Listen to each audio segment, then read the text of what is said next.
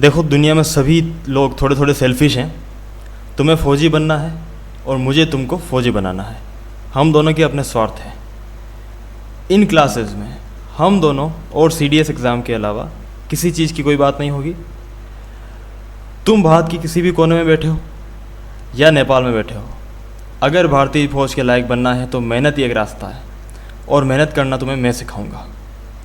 आज इसी वक्त से बाकी सारे चैनल बंद, सिर्फ तुम, मैं और तुम्हारी नोटबुक।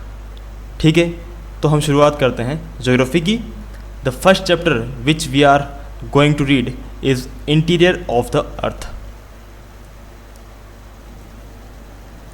अगर इंटीरियर ऑफ द अर्थ की बात करें तो जो अर्थ है ना, अर्थ का सबसे बाहरी जो लेयर है उसे बोलते हैं लिथोस्फीयर। लिथोस का मतलब होता है रॉक। ओके, तो जो अर्थ की बाहरी लेयर है, सबसे बाहरी लेयर, वो रॉक्स की बनी हुई है, उसी इसलिए उसे लिथोस्फीयर बोलते हैं।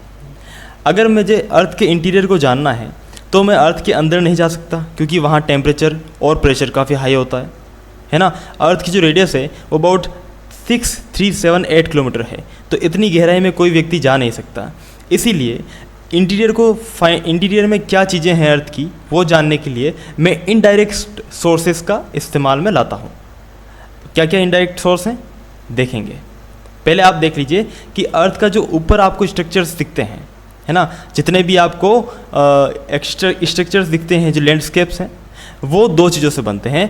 एक तो होता है एक्सोजेनिक फोर्सेस, दूसरी होती है एंडोजेनिक फोर्सेस। एक्सोजेनिक यानी बाहरी जो फोर्सेस होती हैं, जैसे हवा, पानी, बारिश वगैरह जितना भी, और एंडोजेनिक यानी अर्थक्वेक हो गया आपका, है ना, और बाकी जो भी अंदर की चीज़ें हैं, इनके बारे में भी हम डिटेल में पढ़ेंगे। अब आते हैं टॉपिक पर, शुरुआत करते हैं। Sources of information about the interior. Interior की जानकारी हमें कैसे कैसे मिलती है। तो पहला है डायरेक्ट सोर्सेज। जैसे हम माइनिंग को इस्तेमाल में लेते हैं। माइनिंग में जो गोल्ड माइंस हैं, उससे हमें मालूम चलता है कि जब हम माइनिंग का काम करते हैं तो हमें मालूम चलता है कि अर्थ के अंदर है क्या, अर्थ किस चीज़ से बनी है। तो उसको जानने का बिल्कुल डायरेक्ट सोर्स है ये। हम अर्थ में ही हाथ डालकर चीज़ों को निकाल रहे हैं कि क्या क्या तेरे अंदर है, ला दे दे, है ना, बता। तो समझ गए, तो ये बिल्कुल डायरेक्ट सोर्स है। दूसरा डायरेक्ट सोर्स क्या है? डीप ओशन ड्रिलिंग प्रोजेक्ट्स, जहाँ पर ऑयल और गैसेस ओशंस से निकाली जाती है ना, तो वो भी बिल्कुल डायरेक्ट सोर्स है। जैसा कि आपका डीपेस्ट जो ड्रिल है अभी तक की, वो आर्कटिक ओशन में की गई है, जो कि 12 किलोमीटर तक डेप्थ में जाकर ऑयल को निकाला गया। ठीक है, आर्कटिक ओशन का एक एरिया है कोला।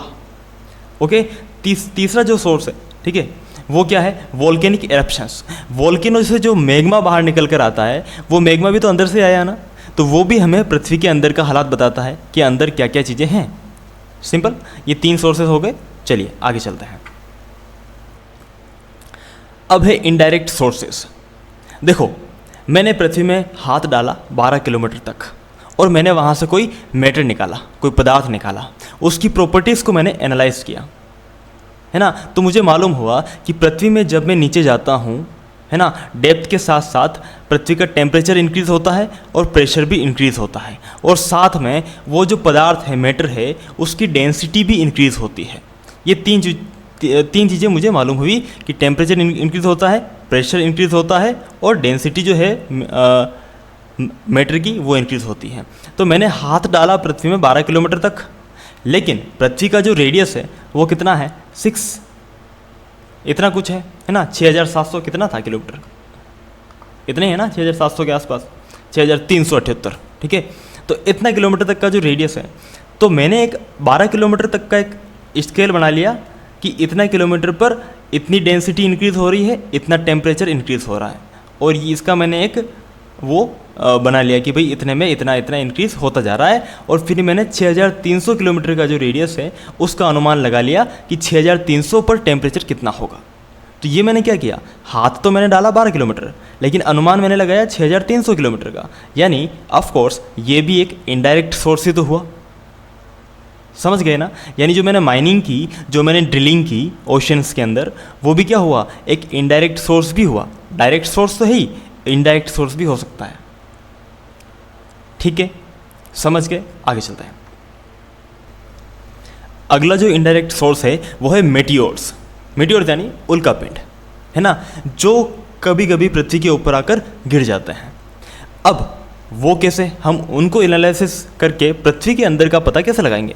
सिंपल सी बात है, पृथ्वी भी तो एक टाइम पर एक उल्कापिंड ही था, है कि नहीं? यानी पृथ्वी का जो मटेरियल है वो वही है जो उन मीटियोर्स का होता है। तो हम पृथ्वी में खुदाई नहीं कर सकते, कोई बात नहीं, हम उन मीटियोर्स में खुदाई करके देख लेते हैं कि कितनी गहराई पर क्या क्या टेम्परेचर और प्रेशर इंक्रीज हो रहा है, और फिर हम अनुमान लगा लेते हैं कि हमारी पृथ्वी में भी ये जो है मैटर, ये मेटल्स पाई जाती हैं और यही चीज़ें पृथ्वी में भी होती हैं। सिंपल सी बात है। चलिए आगे चलते हैं। जो अदर इनडायरेक्ट सोर्स है वो है gravitation, magnetic field and seismic activity. क्या है चीज़ें, चलिए देखते हैं। अब पृथ्वी का ग्रेविटेशन हमें इसके इंटीरियर के बारे में कैसे बताता है? देखो, आपको एक चीज़ मालूम है कि पृथ्वी गोल नहीं है, पृथ्वी पोल्स पर इस तरह है, अंडे की तरह है। ये जो है नॉर्थ पोल और साउथ पोल, यहाँ जो सेंटर से डिस्टेंस है वो लेस है as compare to this distance. आई बात समझ में? ऐसा क्यों है? हाँ, ग्रेविटेशन के वजह से नहीं है, ऐसा है बिकॉज ऑफ सेंट्रीफ्यूगल फोर्स। पृथ्वी घूम रही है फ्रॉम वेस्ट टू ईस्ट, है ना, घूम रही है ना वेस्ट टू ईस्ट। तो पृथ्वी के घूमने से जो सेंट्रीफ्यूगल फोर्स डेवलप हो रहा है वही इसको इस शेप में ढाल देता है। ध्यान रखना, पृथ्वी पोल्स पर चपटी क्यों है? ग्रेविटेशन के कारण नहीं है, सेंट्रीफ्यूगल फोर्स के कारण है। और जब ये ऐसी है तो क्या होगा? देखो, जब भी हम दो चीज़ों के ग्रेविटेशन फील्ड की बात करते हैं तो हम बात करते हैं उनके सेंटर से एक दूसरे के बीच में जो डिस्टेंस होती है। मान लो ये डिस्टेंस d है, इसकी रेडियस r1 है, इसकी रेडियस r2 है, तो जो आपका ग्रेविटेशन फील्ड होता है वो क्या हो जाता है? Gm1 m2 upon r square d square. यही होता है ना। हम सेंटर से डिस्टेंस नापते हैं, सेंटर से, दोनों पिंडों के सेंटर से। मान लो कि ये पृथ्वी है, ये पृथ्वी का सेंटर है, ये आप हो, ये आपका सेंटर है, ठीक है?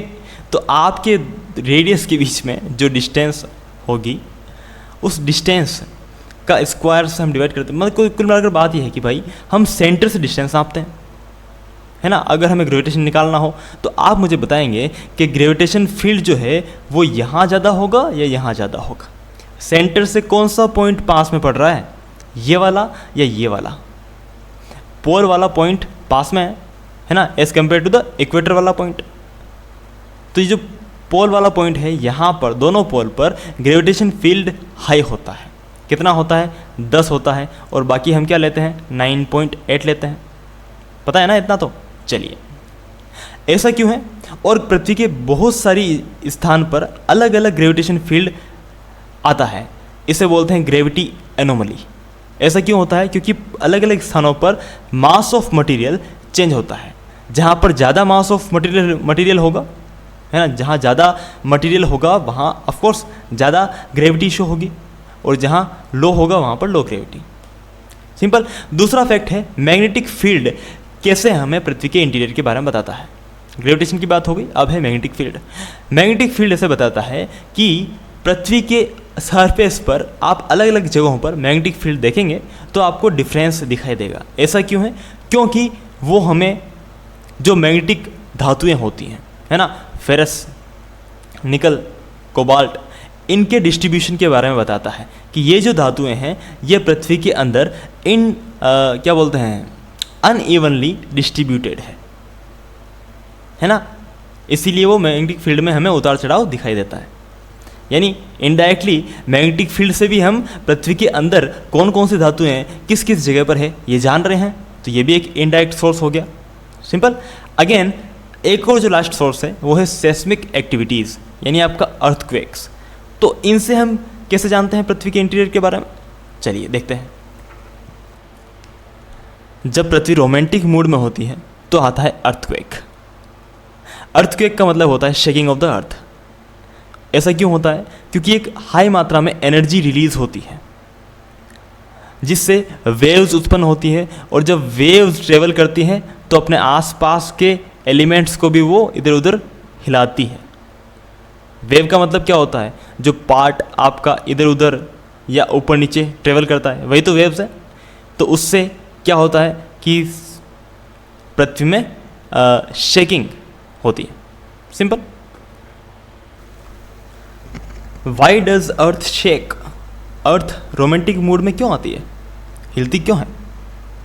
देखो, ये अर्थ की सरफेस है, इस पर कोई फॉल्ट पैदा हो जाता है। फॉल्ट यानी दरार पैदा होती है, तो जो लेयर्स है ना, वो लेयर्स इधर उधर मूव करती है, ये वाली इधर जाएगी, ये वाली इधर जाएगी। तो लेकिन इनके बीच का जो फ्रिक्शन होता है ना, वो इस मूवमेंट का विरोध करता है। और क्योंकि ये लेयर बहुत बड़ी है तो बहुत भारी मात्रा में फ्रिक्शन होगा, और फ्रिक्शन अपने आप में एक फोर्स है। तो फ्रिक्शन का विरोध करते हुए भी ये जब हेवी प्लेट्स इधर उधर हट जाती हैं, है ना, तो एक एनर्जी रिलीज होती है, और वही एनर्जी वेव्स के रूप में ऊपर ट्रेवल करती है। ठीक है, ये मैं पृथ्वी के इंटीरियर की बात कर रहा हूँ। अब जो ये वेव्स जहाँ से पैदा हुई, जहाँ पर ये फॉल्ट पैदा हुआ था ना, जहाँ से ये वेव्स पैदा हुई उसे बोलते हैं फोकस ऑफ द अर्थक्वेक। जैसे ये पृथ्वी है, मान लो यहाँ से यहाँ पर कोई फॉल्ट था अंदर, और वहाँ से एनर्जी रिलीज हुई, तो इसे फोकस बोलेंगे, या फिर इसे हाइपोसेंटर भी बोलते हैं। ठीक है, और इसके ठीक ऊपर 90 डिग्री पर पृथ्वी की सतह पर जो पॉइंट होता है उसे बोलते हैं एपिसेंटर, है ना। इन दोनों में काफ़ी लोग बहुत ही घूमे हुए रहते हैं, है ना। उन्हें एपिसेंटर और हाइपोसेंटर में बड़ा ही कन्फ्यूज़न होता है। तो ध्यान रखना, E for earth, E for epicentre, यानी जो अर्थ के ऊपर है वो है एपिसेंटर, उसके बाद तो सेकंड वाला जो बचा वो हाइपोसेंटर। सिंपल। चलिए आगे चलें। अच्छा, आगे जाने से पहले एक और चीज़ कि एपिसेंटर वो पॉइंट होता है जहाँ पर ये जो वेव्स जहाँ से निकली है ना, अर्थक्वेक की वेव्स, इनको सबसे पहले फील किया जाता है एपिसेंटर पर। क्यों? ऐसा क्यों है? क्योंकि एपिसेंटर ही नियरेस्ट पॉइंट होता है ना। मान लो ये पृथ्वी है, तो ऐसा तो नहीं है कि पृथ्वी के बिल्कुल बीचों बीच आएगा अर्थक्वेक, है ना। कहीं भी आ सकता है। मान लो यहाँ आया, यहाँ आया, कहीं भी आया। तो यहाँ जो आया ना, तो इसके ऊपर हम जाएंगे तो पृथ्वी का एपिसेंटर है ना, यहाँ से 90 डिग्री, यानी क्या हुआ, 90 डिग्री क्या हो गया, यहाँ से ये हो गया ना। समझ आ रही है? तो यहाँ पर इसको फील किया जाएगा काफ़ी, क्योंकि ये डिस्टेंस सबसे लो है। समझ रहे हो? अगर यहाँ जाएंगे तो देखो डिस्टेंस बढ़ती जाएगी, इंक्रीज होती जाएगी। तो सबसे पास वाली डिस्टेंस कौन सी है? यही तो है। तो इसीलिए यहाँ पर सबसे पहले वेव्स को फील किया जाएगा। सबसे पहले वेव यहाँ तक पहुँचेगी। आगे समझ? यानी एपिसेंटर वो पॉइंट होता है जहाँ पर अर्थक्वेक की वेव्स को सबसे पहले फील किया जाता है। ये पहली लाइन देखो, all natural earthquakes take place in the lithosphere. जो पृथ्वी का सबसे अपर मोस्ट पार्ट है उसे बोलते हैं लिथोस्फीयर, जो कि रॉक्स से बना है। लिथोस्फीयर के बाद आता है एस्थिनोस्फीयर। एस्थिनोस्फीयर हाफ सॉलिड हाफ लिक्विड है ना। एस्थिनोस्फीयर के ऊपर ही एस्थिनोस्फीयर, एस्थिनो यानी वीक है, और इसके ऊपर ही ये जो प्लेटें हैं लिथोस्फीयर की वो तैरती रहती है, फ्लोटिंग, है ना। They are floating on the asthenosphere. तो क्या होता है, एस्थिनोस्फीयर के ऊपर प्लेटें हैं जिन्हें बोलते हैं लिथोस्फीयर के अंदर, है ना। लिथोस्फीयर में जो प्लेटें हैं वही तो प्लेटें जैसे कि आपका अंटार्कटिक प्लेट हो गई, है ना, पैसिफिक प्लेट हो गई, बहुत सारी प्लेटें हैं, हम देखेंगे वो प्लेटें। मान लो ये एशियन प्लेट है, ये है यहाँ पर Antarctic plate, sorry Pacific plate. जब दोनों आके भिड़ती है तो जब भिड़ेगी प्लेटें तो क्या होगा, अर्थक्वेक, क्योंकि भाई एनर्जी क्या हो रही है, रिलीज हो रही है। या फिर यहाँ पर नॉर्थ अमेरिकन प्लेट है, साउथ अमेरिकन प्लेट है, यहाँ से कोकोस प्लेट और नाज़का प्लेट जो है यहाँ पर है वो यहाँ भिड़ती है तो भूकंप पैदा होता है। या फिर ये दोनों प्लेटें जब पैसिफिक ओशन से दूर होती है ना, कोकोस और नाज़का प्लेट जब पैसिफिक प्लेट से दूर हो रही है तो भी भूकंप पैदा होता है। क्योंकि फॉल्ट पैदा होता है। समझ गए? जब प्लेटें एक दूसरे से दूर होगी तो फॉल्ट पैदा होगा, और जब प्लेटें एक दूसरे के पास आएगी तो क्या पैदा होगा? पर्वत। हम सारी चीज़ें डिटेल में देखेंगे, फिलहाल हम अर्थक्वेक पढ़ रहे हैं। तो जो लिथोस्फीयर होता है वो पृथ्वी के सरफेस से 200 किलोमीटर तक का एरिया होता है। ठीक है, ये चीज़ यहाँ पर दी है। अब जो वेव्स यहाँ से निकलती है फोकस से और जाती है ऊपर एपिसेंटर पर, उनको नोट कर लिया जाता है सेस्मोग्राफ में, है ना। वेव्स दो प्रकार की होती हैं, body waves and surface waves. मान लो ये पृथ्वी है, यहाँ पर कोई भूकंप आया तो ये होगा फोकस यानी हाइपोसेंटर, और इसके ठीक ऊपर 90 डिग्री पर यानी यहाँ से सबसे जो नियरेस्ट पॉइंट है पृथ्वी पर कौन सा है? ये है ना। तो यहाँ पर आपका एपिसेंटर होगा, है कि नहीं? ये एपिसेंटर होगा। अब ये जो एपिसेंटर है, यहाँ पर फोकस से जो वेव्स निकली शुरुआत में वो बॉडी के अंदर ट्रेवल करती है, पृथ्वी की बॉडी के अंदर, तो इसलिए इन्हें बोलते हैं बॉडी वेव्स। और जब ये पृथ्वी के सरफेस पर पहुंचती है, सबसे पहले कहाँ पहुंचेगी? एपिसेंटर पर। एपिसेंटर पर यानी पृथ्वी पर पहुंची तो ऊपर जो है सरफेस रॉक्स, उन रॉक्स से ये इंटरेक्ट करती है और उसके बाद कुछ और वेव्स पैदा होती हैं जो कि पृथ्वी की सरफेस पर ट्रेवल करती हैं, है ना। उन्हें बोलते हैं सरफेस वेव्स। ठीक है, तो जो बॉडी वेव्स हैं वो दो टाइप की होती हैं, P wave and S waves. और सरफेस वेव्स भी दो प्रकार की होती हैं, love wave and Rayleigh wave, है ना। हम इनकी सारी की प्रॉपर्टीज देखेंगे। चलिए,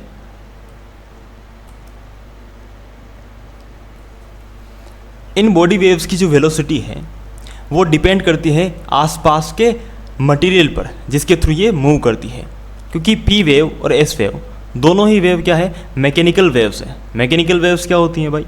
एक तो होती है मैकेनिकल वेव, एक होती है इलेक्ट्रोमैग्नेटिक वेव। जो इलेक्ट्रोमैग्नेटिक वेव है वो वैक्यूम में भी ट्रेवल करेगी, है ना। लेकिन जो मैकेनिकल वेव है, जैसे कि आपका साउंड वेव हो गया, है ना, वो वैक्यूम में ट्रेवल नहीं करती है। अगर वैक्यूम में आपको एक रूम में बंद कर दिया जाए, आपके आसपास की सारी हवा निकाल दी जाए और फिर बाहर से आपको कोई आवाज़ लगाएगा तो आपके पास आवाज़ नहीं आएगी, क्योंकि आप वैक्यूम में हो, है ना। सिंपल है। लेकिन ये मैकेनिकल वेव्स है ना, जैसे कि साउंड वेव होती है। तो जैसे ही ज़्यादा डेंसिटी होगी, आपके आसपास के मैटर की डेंसिटी ज़्यादा होगी, यानी जो मैटर है वो पास होगा पार्टिकल्स उसके, तो ये इनकी स्पीड जो होगी ट्रेवलिंग की वो इंक्रीज़ हो जाएगी, है ना। अगर मैटर दूर दूर होगा, है ना, उतना डेंस नहीं होगा, तो इनकी स्पीड क्या हो जाएगी? स्लो डाउन हो जाएगी। समझ रहे हो ना? सिंपल है। यानी आसपास के मैटर की डेंसिटी बढ़ने पर इनकी स्पीड बढ़ती है, और जब डेंसिटी चेंज होती है तो क्या होती है? ये भी अपना रास्ता चेंज कर लेती है। जैसा कि होता है प्रकाश वाली जो होती है लाइट, पता है आपको, जब ये एयर से सॉलिड के अंदर जाती है ना, तो क्या होती है? होती है ना, ये जैसे आपका नॉर्मल है, तो जब एयर से सॉलिड के अंदर जाती है तो क्या हो जाती है? इस तरफ, है ना, नॉर्मल के पास हो जाती है। इस तरीके से इसका रास्ता चेंज हो जाता है। वैसे ही ये वेव्स भी अपना रास्ता चेंज करती है।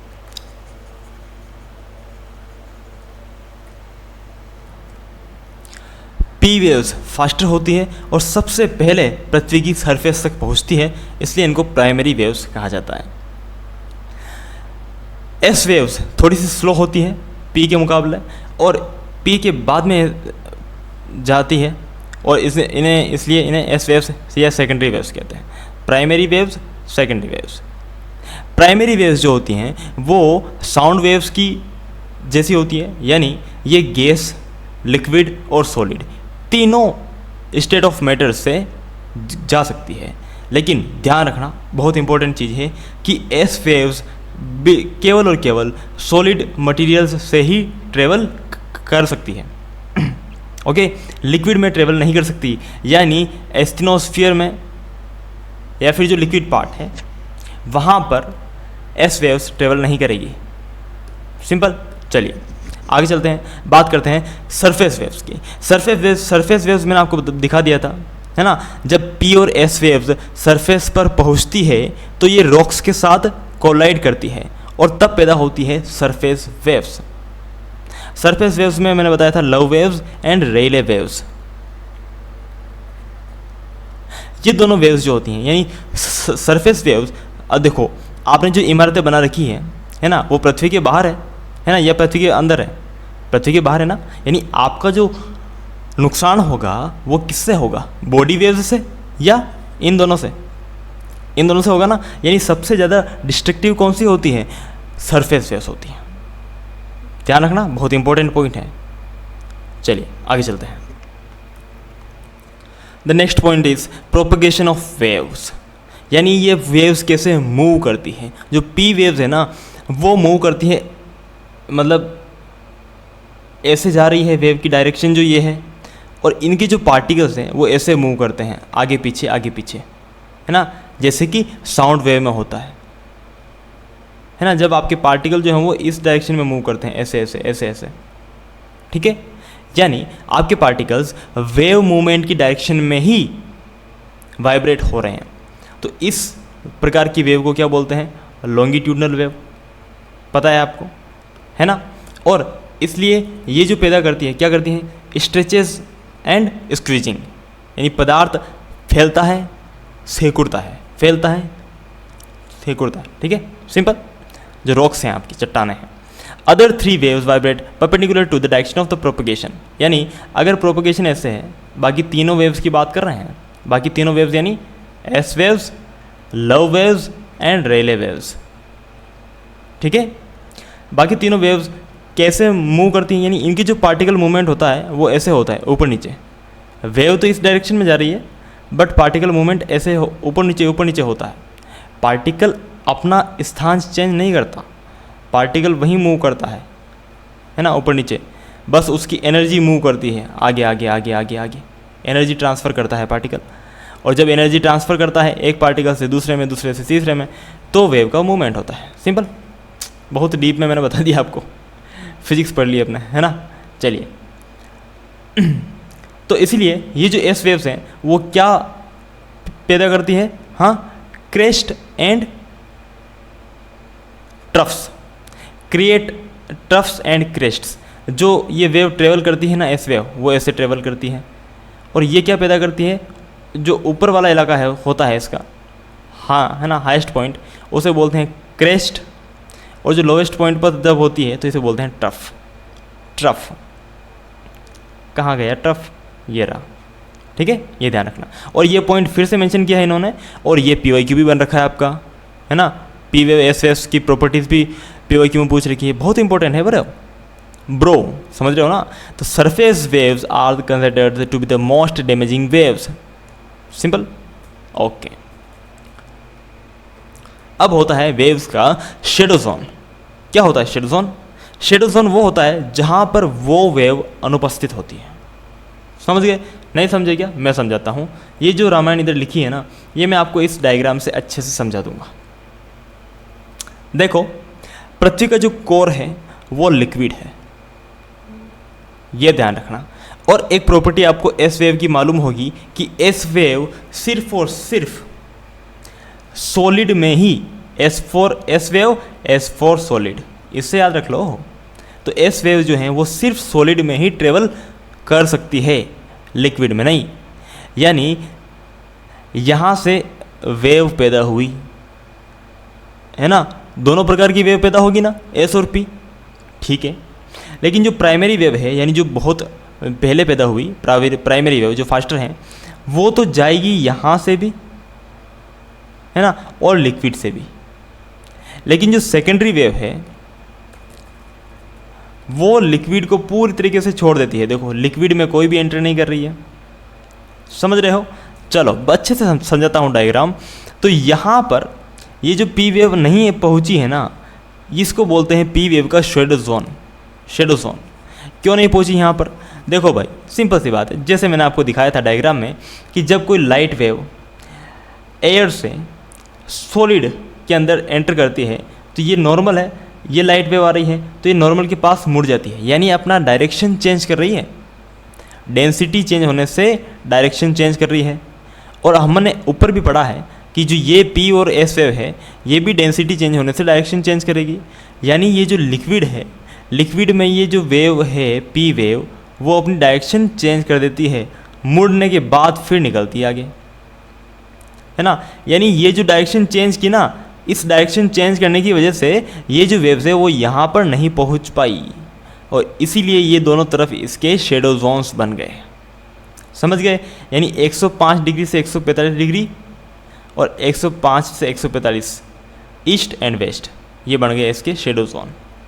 इजी समझ गए हों तो आगे बढ़े एस वेव की तरफ। एस वेव का सिंपल सा फंडा है भाई, है ना, कि लिक्विड में बिल्कुल जाएंगी ही नहीं। तो ये एस वेव का शेडो जोन काफ़ी बड़ा होता है, 105 से लेकर पूरा 105 तक, है ना। काफ़ी ये बड़ा शेडो जोन होता है।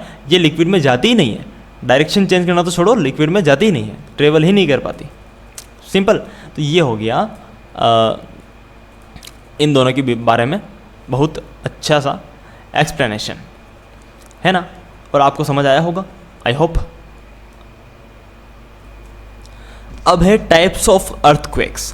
सबसे पहला होता है टेक्टोनिक अर्थक्वेक्स, यानी जो प्लेट्स के मूवमेंट के कारण आता है। जैसे फॉल्ट हो गया आपका, जब प्लेटें एक दूसरे से दूर जा रही है ना, या फिर दोनों प्लेटें अगर पास आ रही है तो उनकी भिड़ंत हो गई। सिंपल, समझ गए? तो आता है अर्थक्वेक, उसे बोलते हैं टेक्टोनिक अर्थक्वेक। दूसरा है वोल्केनिक अर्थक्वेक। वोल्केनिक अर्थक्वेक, जब वोल्केनो का इरप्शन होता है तब जो एनर्जी रिलीज होती है उसके कारण जो, है ना, active volcanoes area, volcanic area में जो भूकंप आता है उसे बोलते हैं वोल्केनिक अर्थक्वेक। सिंपल है यार, बहुत सिंपल। तीसरा जो है वो माइनिंग की वजह से, जैसे आप माइनिंग, आप इंटेंस माइनिंग कहीं पर हो रही है, बहुत ज़्यादा माइनिंग, और अचानक किसी माइन की जो रूफ वो ढह जाती है ना, तो भयंकर अर्थक्वेक आ जाता है ना, तो उसे बोलते हैं कोलैप्स अर्थक्वेक। उसके बाद चौथा है, कोलैप्स का मतलब होता है ढह जाना, सिंपल यार, है ना। और उसके बाद होता है एक्सप्लोजन अर्थक्वेक। अरे भाई, कहीं भी आपने न्यूक्लियर बम फोड़ दिया, है ना, तो पृथ्वी में क्या हो गया, वाइब्रेशन हो गया, तो वही तो अर्थक्वेक आ गया। सिंपल है। चलो आगे है बहुत इंपॉर्टेंट, जो 1967 में इंडिया में हो भी चुका है। रिवर कृष्णा की एक ट्रिब्यूटरी है कोयना, महाराष्ट्र के अंदर। उसमें एक भूकंप आया था 6.7 मैग्नीट्यूड का। ओके, वो कैसे आया था? रिजर्वोयर अर्थ के कारण। कोयना ब्रिज पर जो कोयना डैम बना हुआ है, डैम के कारण अर्थक्वेक आया। The earthquake that occurs in the area of large reservoirs are referred to as reservoir induced earthquake, यानी जो पानी का वेट होता है उसकी वजह से। समझ गए? इजी। अब है मेजरिंग अर्थक्वेक। अर्थक्वेक को कैसे नापा जाता है ना। देखो भाई, एक तो होता है रिएक्टर स्केल, जो दिखाता है magnitude of the earthquake. Magnitude का मतलब होता है कि कितनी एनर्जी रिलीज हुई थी उस अर्थक्वेक में। और ये जो रिएक्टर स्केल होता है, इसका जो स्केल होता है वो 0 to 10 होता है। आगे समझ में डिफरेंस देखना, डिफरेंस बहुत ध्यान से। और दूसरा होता है मर्केली स्केल, जो कि इंटेंसिटी को दिखाता है। इंटेंसिटी यानी कितनी ज़्यादा उस अर्थक्वेक ने डैमेज किया है ना। ये स्केल जो होता है वो 1 to 12 होता है। इतना डीप में दिया है यार एनसीईआरटी में, अगर आप पढ़ोगे ना आपको मज़ा आ जाएगा भाई। क्या कह रहा है ये कह रहा है कि जो डैमेज हुआ है उसको आप नापते हो इंटेंसिटी के तौर पर, और इसको आप नापते हो मर्केली के पैमाने पर, जो कि 1 से 12 होता है। ध्यान रखना, मर्केली पैमाना 1 से 12 होता है। मर्केली को ऐसे याद रखो, MI, मिशन इम्पॉसिबल सुना ना। तो मर्केली पैमाना क्या नापता है? इंटेंसिटी नापता है, और 1 से 12 तक होता है। और रिएक्टर पैमाना क्या नापता है? कितनी एनर्जी रिलीज हुई वो नापता है, और 0 से 10 तक होता है। ध्यान रखना है, भूलना नहीं है, कंफ्यूज नहीं होना। चलिए, इफेक्ट ऑफ अर्थक्वेक। अर्थक्वेक के क्या प्रभाव होंगे? हाँ, एवलांच आएगा, यानी जो बर्फ़ है पहाड़ों के ऊपर, अगर वहाँ पहाड़ के अंदर अगर भूकंप आया नीचे ज़मीन में, तो उसकी बर्फ़ के क्या होगा? बर्फ़ के पहाड़ गिरेंगे, है ना, एवलांच आएगा। दूसरा है सुनामी, बहुत इंपॉर्टेंट है। लोगों को समझ नहीं आता कि सुनामी कैसे आ सकती है अर्थक्वेक से। मान लो कि अर्थक्वेक जहाँ आया, वो जो फोकस है वो ओशन बेड के नीचे है, ओशन के नीचे है, तो जो वेव्स होंगी वो ओशन वाटर के अंदर हलचल पैदा करेगी और एनर्जी वहाँ से रिलीज होगी, है ना, सुनामी की फॉर्म में। सिंपल है ना। बाकी सारे ये आप देख लो वीडियो पॉज करके। चलिए आगे चलते हैं। तो ये पार्ट वीडियो का यहीं ख़त्म होता है। स्ट्रक्चर ऑफ द अर्थ हम नेक्स्ट पार्ट में पढ़ेंगे। अगर आपका दिमाग थोड़ा सा काम किया हो तो अब आप मुझे ये क्वेश्चन बताएंगे, इसका आंसर बताएंगे। Which one of the following earthquake waves is most destructive? सबसे ज़्यादा डिस्ट्रक्टिव कौन सी है बताओ? ऑप्शन नंबर सी ना, है ना। आ गया ना समझ में? अच्छा ये बताओ, ये सारे आपको आ जाएंगे। तो व्हाट आर बॉडी वेव्स? तो भाई P waves and S waves को बॉडी वेव्स बोलते हैं। पी का मतलब प्राइमरी वेव, ये गैस लिक्विड सॉलिड तीनों से जा सकती है। एस का मतलब सेकेंडरी वेव जो पी के बाद में जाती है। और एस यानी सॉलिड सिर्फ सॉलिड से जा सकती है ये, ठीक है, बाकी से नहीं जा सकती। Name the direct sources of information about the interior. जो डायरेक्ट सोर्स हैं इंफॉर्मेशन अबाउट इंटीरियर कि वो क्या है? एक तो माइनिंग हो गया, एक हो गया डीप ओशन ड्रिलिंग, है ना, और एक और क्या था वो आप बताएंगे मुझे, ठीक है। तीसरा है why do earthquake waves develop shadow zones? Shadow zones क्यों बनते हैं अर्थक्वेक वेव्स में? क्योंकि देखो एस वेव का शेडो जोन कहाँ से कहाँ तक होता है? 105 डिग्री से 105 डिग्री तक होता है ना। क्यों होता है? क्योंकि ये लिक्विड से ट्रेवल नहीं कर पाती, है ना, जो पृथ्वी का कोर है उससे ट्रेवल नहीं कर पाती, तो इसलिए 105 के बियॉन्ड ये नहीं जा पाती। तो ये इसका शेडो जोन होता है एस वेव का। अगर पी वेव की बात करूं तो पी वेव लिक्विड से जा तो पाती है, लेकिन क्योंकि डेंसिटी चेंज होता है, सॉलिड का डेंसिटी हाई होता है, लिक्विड का लो होता है, इसलिए ये मुड़कर जाती है ना। तो यहाँ से आने वाली तो चलो सीधी निकल जाएगी, ठीक है, लेकिन यहाँ से आने वाली मतलब यहाँ से पैदा हुई थी तो फिर यहाँ से आ रही है इस तरफ, तो यहाँ से आने वाली सीधी निकल जाएगी, बट लिक्विड में होकर जाने वाली मुड़ जाती है, और मुड़ने की वजह से ये जो एरिया है वो खाली रह जाता है। इसको बोलते हैं पी वेव का शेडो जोन, जो 105 डिग्री से 145 डिग्री तक होता है। इधर भी 105 डिग्री से 145 डिग्री तक होता है। सिंपल। चलिए मिलते हैं नेक्स्ट चैप्टर में, मतलब इसी चैप्टर के नेक्स्ट पार्ट में। Okay, bye bye, take care, Jai Hind. और नोट्स बनाते जाइए मेरे साथ में और उनको रिवाइज करते जाइएगा। वैसे ज़रूरत नहीं है ना, I will try to provide notes. Bye bye, Jai Hind, take care.